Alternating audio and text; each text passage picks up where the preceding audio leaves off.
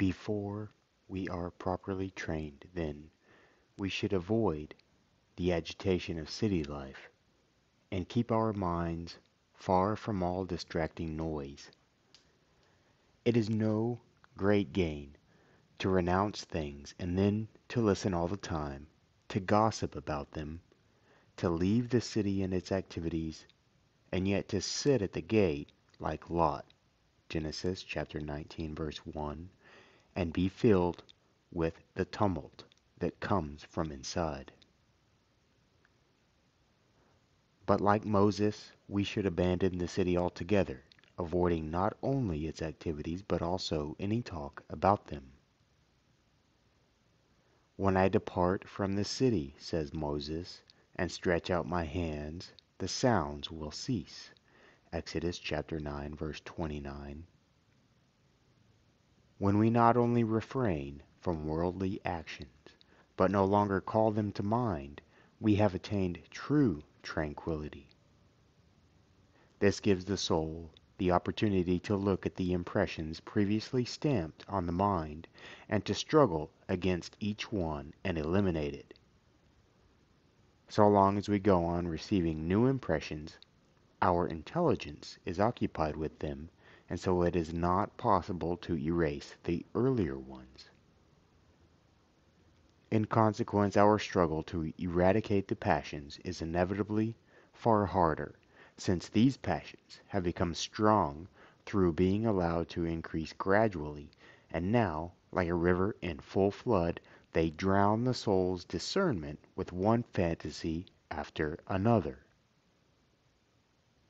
If we want to make a riverbed dry, perhaps, to investigate something of interest, it is no use drawing off the water in the particular place where we imagine the thing to be, since more water keeps flowing down.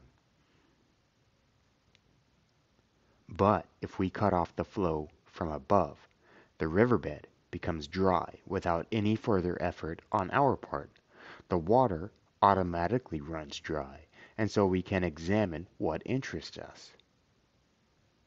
Likewise, as soon as the senses are no longer supplying material from outside, it becomes easy to empty our mind of the impressions that produce the passions.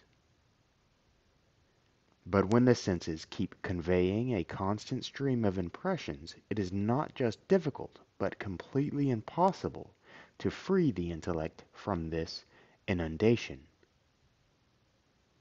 Now, when we are continually meeting other people, we are not consciously troubled by the passions because they lack the opportunity to become active.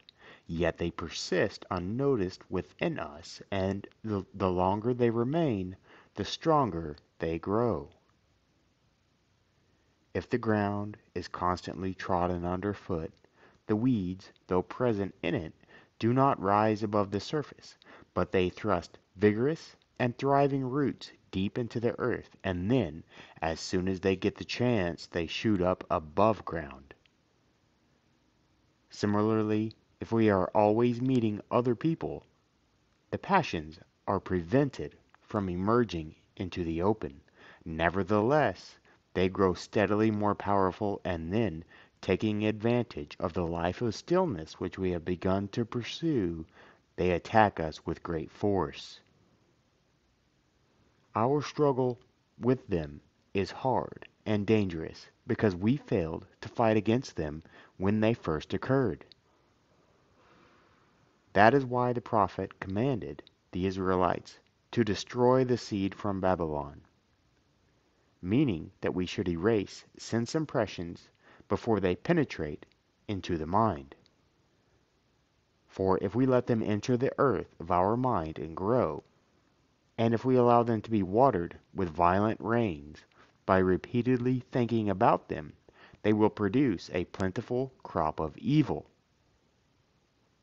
The Psalms praise those who do not wait for the passions to grow to full strength, but kill them in infancy.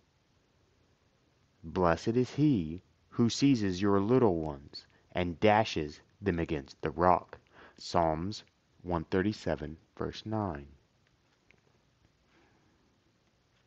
Perhaps Job, too, is hinting at some such thing when, reflecting on the course of his life, he says that the rush and the flag flourish in the river, but wither when deprived of water.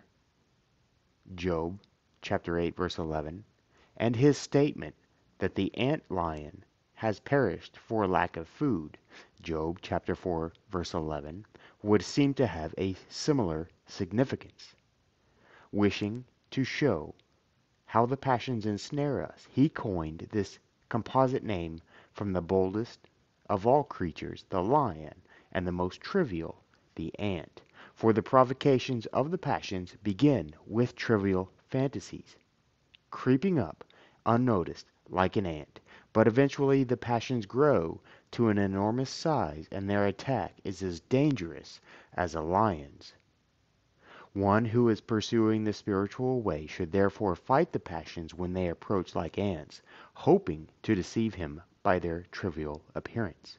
For if they are allowed to gain a lion's strength, it is hard to resist them and to refuse them the food they demand.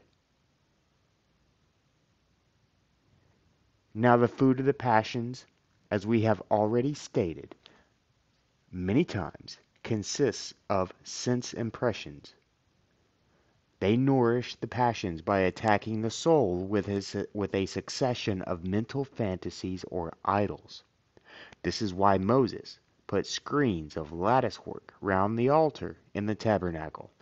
Exodus chapter 27, verse 4, signifying that if we wish to keep our mind pure, like a tabernacle, we should do the same.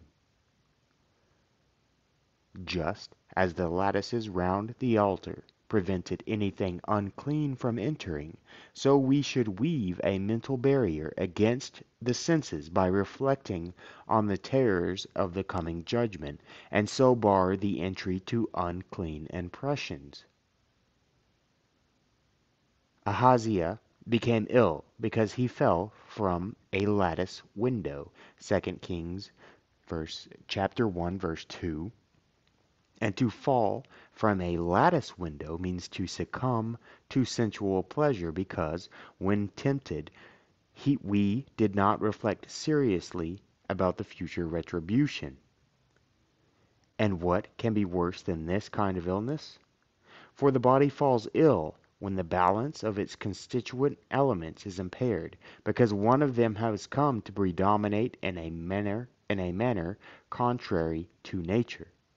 But the soul falls ill when its right judgment is impaired and it is overcome by the passions which cause disease.